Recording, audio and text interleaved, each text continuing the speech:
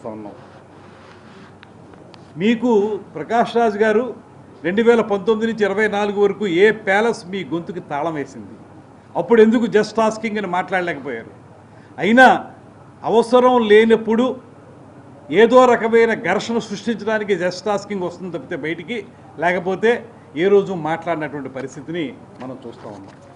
ఇలాంటి వ్యక్తుల్ని మనం ఖచ్చితంగా అడ్డుకోవాలి. ఈ విధానాన్ని బయటికి తీసుకొచ్చి తద్వారా వీళ్ళు చేస్తున్న ప్రయత్నాన్ని కూడా మనం పూర్తిగా నిర్మూలించడానికి ప్రయత్నించాలనేటువంటి మాటని మేము ప్రత్యేకంగా మనవి చేస్తూ, ఇప్పటికైనా కూడా ప్రకాష్ రాజుని నేను ఒకటే కోరుతూ ఉన్నాను,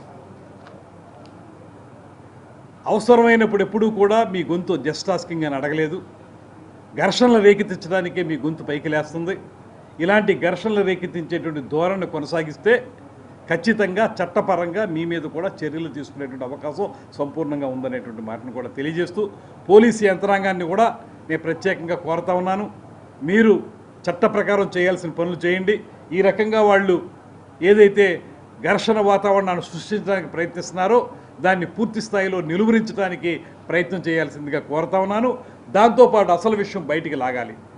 ఇవాళ మీరు చూస్తూ ఉంటే ప్రతి చిన్న సంఘటనలో కూడా పవన్ కళ్యాణ్ గారిని ఏదో రకంగా ఇరికించాలని, లేకపోతే కుల చట్టంలో ఆయన్ని బంధించాలని చేసే ప్రయత్నాలు ఏవైతే జరుగుతున్నాయో, అదేవిధంగా మతాల మధ్య గొడవ తీసుకురావాలని, కుల ఘర్షణలు తీసుకురావాలని రాష్ట్రంలో జరుగుతున్న ప్రయత్నానికి తాడేపల్లి ప్యాలెస్ ఏ రకంగా సహకరిస్తుంది, ఏ రకంగా అక్కడి నుంచి డైరెక్షన్ ఇస్తుంది, ఆ డైరెక్షన్లో పాత్రదారులు ఏ రకంగా యాక్ట్ చేస్తున్నారనేటువంటిది స్పష్టంగా బయటికి తీయాల్సిన అవసరం ఉంది, ప్రజలకు తెలియజెప్పాల్సిన అవసరం ఉంది.